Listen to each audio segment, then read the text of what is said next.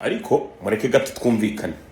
Muribuka ejo bundi nkora aka video mvuga ko hari abasore bagenda bakajya kwicara kuri za Rika Store bambaye udukabutura dutaratse ku buryo ibya rimwe ry'ibumoso riba risa umukara cyane, riba riri hanze, barimo baranywa amayoga. Rika Store twese turabizi neza ko nta toilette zigira kuko ni boutique zo ku mihanda nyine.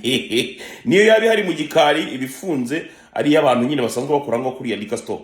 Noneho ndagira ngo nongere nkwibutse kano kantu, nta n'ahantu ho kunyara hahaba.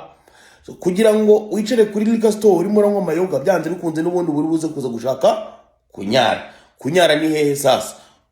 Ujya kwikinga ahantu ku muhanda ku gikuta runaka ubonye ugahita uhanyara.